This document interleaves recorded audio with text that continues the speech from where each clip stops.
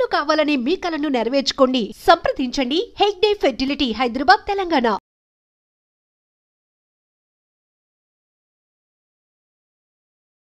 మాయమైపోతున్నాడమ్మా మనిషన్నవాడు, మచ్చుకైనా లేడు చూడు మానవత్వం ఉన్నవాడు అంటూ ఓ సినీ కవి ఏనాడో రాశాడు. కాని రాను రాను మానవత్వమే కాదు, బంధాలు బంధుత్వాలు కూడా కనుమరుగైపోతున్నాయి. ఆస్తుల అలజడి ముందు అనుబంధాలు అంతరించిపోతున్నాయి. చివరాఖరికి కడుపున పుట్టినవారు కూడా కర్కశంగా ప్రవర్తిస్తున్నారు. తెలంగాణలో చోటు చేసుకున్న ఓ అమానవీయ ఘటన సభ్య సమాజాన్ని ఉలిక్కిపడేలా చేసింది. పెంచి పోషించి కోట్ల విలువైన ఆస్తిని ఇచ్చిన తండ్రికి తలగొరువు పెట్టేందుకు వెలకట్టాడు ఓ కొడుకు. ఇంకా తనకు రావాల్సిన ఆస్తిని సోదరికి పంచిచ్చాడన్న కోపంతో తండ్రి అంత్యక్రియలకు కూడా హాజరు కాలేదు ఆ పుత్రరత్నం. కనీసం చివరి చూపు కోసమైనా రాకపోవడంతో ఆ కూతురే తలకొరివి పెట్టి కొడుకు బాధ్యత నెరవేర్చింది. నారాయణపేట జిల్లా దామరగిద్ద మండలం క్యాతన్పల్లికి చెందిన 80 ఏళ్ల Manikya Rao survey and lands records డిపార్ట్మెంట్లో అసిస్టెంట్ డైరెక్టర్గా విధులు నిర్వహించారు. మాణిక్యరావు దంపతులకు ఒక కొడుకు, 2 కూతుళ్లు ఉండగా అందరి వివాహాలు జరిపించాడు.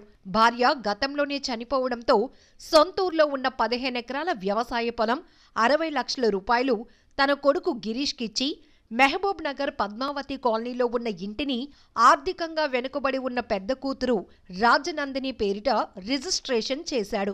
అదే ఇంట్లో బిడ్డ సంరక్షణలో ఉన్న మాణిక్యరావు అనారోగ్యానికి గురై మంగళవారం అర్ధరాత్రి దాటిన తర్వాత మరణించారు. అయితే ఈ విషయాన్ని హైదరాబాద్లో ఉన్న గిరీష్కు సోదరీమణులు తెలిపారు. ఇంటిని తనకు కాకుండా చేశాడు, నేను అంత్యక్రియలకు రానని గిరీష్ చెప్పటంతో ఆ సోదరీమణులు కంగుతిన్నారు.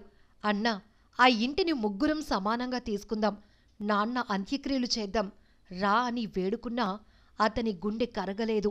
బంధుమిత్రులు ఎంత చెప్పినా రానంటే రాను అని కరాఖండిగా తేల్చి చెప్పేశాడు. అంతకు ముందే అక్కడికి చేరుకున్న సీనియర్ సిటిజన్ ఫోరం సభ్యులు మీరు అంత్యక్రియలు నిర్వహించకపోతే మేమే నిర్వహిస్తామని ముందుకు రావటంతో బంధువులు మిత్రులు కుమారుడు రాకుండా అంత్యక్రియలు నిర్వహించేందుకు సిద్ధమయ్యారు. చిన్న కూతురు రఘునందిని అంతిమయాత్ర ముందు నడిచి తండ్రికి తలకొరివి పెట్టింది. తండ్రిపై మమకారం కన్నా ఆస్తికే ప్రాధాన్యత ఇచ్చిన కొడుకు పట్ల సర్వత్రా విమర్శలు వస్తున్నాయి. కడసారి చూపు కోసం రాని ఆ కొడుకు ఓ కొడుకేనా అంటూ ప్రతి ఒక్కరూ తిట్టిపోస్తున్నారు. ఏమైపోతోంది సమాజం అంటూ చేదరించుకుంటున్నారు. మా నాన్న కోరిక మేరకే మా నాన్న మాకు ఇల్లు రాసిచ్చిన తర్వాత ఇప్పుడు మా నాన్న చనిపోయాడు. ఇప్పుడు రారా అంటే వాడు రావట్లేదు. నిన్న 8:30 నుంచి ఈరోజు 3:30 అయిందో తెలియదు నాకు టైము.